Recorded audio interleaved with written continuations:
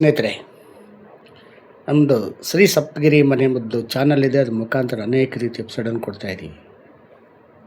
ಸ್ನೇಹಿತರೆ, ಪ್ರಕೃತಿ ಪ್ರತಿಯೊಂದು ಗಿಡದಲ್ಲೂ, ಪ್ರತಿಯೊಂದು ಎಳೆಯಲ್ಲೂ, ಪ್ರತಿಯೊಂದು ಮರದಲ್ಲೂ ಕೆಲವೊಂದು ಔಷಧಿ ಗುಣಗಳನ್ನು ಅಡಕವಾಗಿ ಇಟ್ಟು ಭೂಮಿ ಕಲಿಸಿದ್ದಾರೆ. ಆ ಭೂತಾಯಿ ಆ ಬೀಜಗಳಿಂದ ಮೊಳಕೆ ಹೊಡಿಸಿ ಗಿಡವಾಗಿ ಮರವಾಗಿ ಬೆಳೆಸಿ ನಮಗೆ ಕೊಡುಗೆಯಾಗಿ ನೀಡುತ್ತಾಳೆ.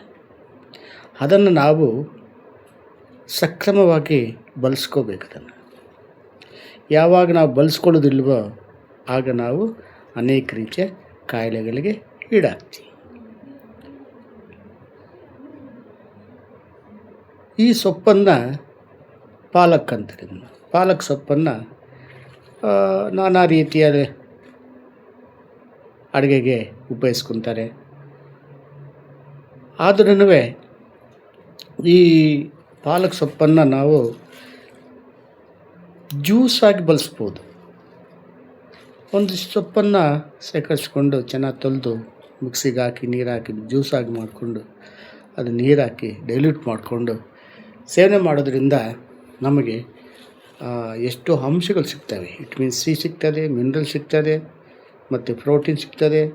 ಎಲ್ಲ ರೀತಿಯಲ್ಲೂ ಈ ನಮಗೆ ನಮ್ಮ ದೇಹಕ್ಕೆ ಬೇಕಾದ ಅಂಶವನ್ನು ನೀಡುವಂತಹ ಶಕ್ತಿ ಈ ಪಾಲಕ್ಕಿದೆ. ಆದರೆ ಟೊಮೊಟೊ ಹಾಕಬಾರದು. ಪಾಲಕ್ ಎಷ್ಟು ಒಳ್ಳೆಯದು ನಮ್ಮ ದೇಹಕ್ಕೆ ಅಷ್ಟೇ ಅಮೃತವಾಗಿರ್ತದೆ. ಆದರೆ ಟೊಮೊಟೊ ಹಾಕ್ಬಿಟ್ರೆ ಇನ್ನೊಂದು ಕಾಯಿಲೆ ಬರ್ತದೆ. ಯಾವುದೋ ಕಿಡ್ನಿಗಳಿಗೆ ತೊಂದರೆ ಆಗ್ತದೆ. ಇದು ನೆನಪಿರಲಿ. ಎಷ್ಟು ಬೇಕಾ ಸೇವನೆ ಮಾಡಿ, ಶೇಖರಣೆ ಮಾಡ್ಕೊಳ್ಳಿ, ಜ್ಯೂಸ್ ಮಾಡ್ಕೊಳ್ಳಿ, ಸಾಂಬಾರು ಮಾಡ್ಕೊಳ್ಳಿ, ಪಲ್ಯ ಮಾಡ್ಕೊಳ್ಳಿ, ನಿಮ್ಮ ಇಷ್ಟ ಬಂತದ. ಆದರೆ ಟೊಮೊಟೊ ಆ್ಯಡ್ ಮಾಡಬೇಡಿ. ಟೊಮೊಟೊ ನೀವು ಹಾಕಿದರೆ ಕಿಡ್ನಿಗೆ ತೊಂದರೆ ಆಗುತ್ತೆ. ಒಂದಕ್ಕೊಂದಕ್ಕಾಗಲ್ಲ. ಈಗ ನಾವು ಅಷ್ಟು ಮನುಷ್ಯರಲ್ಲಿ ಒಬ್ಬರು ಕಂಡು ಇನ್ನೊಬ್ರಿಗಾಗಲ್ಲ, ಒಬ್ಬರು ನೋಡಿ ಇನ್ನೊಬ್ರಿಗಾಗಲ್ಲ. ಕಾರಣ ನಮ್ಮಲ್ಲಿ ಸ್ವಭಾವಗಳು. ಅದೇ ಸ್ವಭಾವ ಗಿಡ ಮರಗಳಲ್ಲೂ ಸಹ ಇದೆ. ಅದರಿಂದ ತಿಳ್ಕೋಬೇಕು. ನಾವು ತಿಳ್ಕೊಂಡು ಅದನ್ನು ಸೇವನೆ ಮಾಡೋದ್ರಿಂದ ನಮ್ಗೆ ಯಾವುದೇ ತೊಂದರೆ ಇರಲ್ಲ. ದಯವಿಟ್ಟು ಇದನ್ನು ಸ್ವಲ್ಪ ಗಮನದಲ್ಲಿಟ್ಟುಕೊಂಡು ಈ ಪಾಲಕನ್ನು ಸೇವನೆ ಮಾಡಿ. ನಮಸ್ಕಾರ.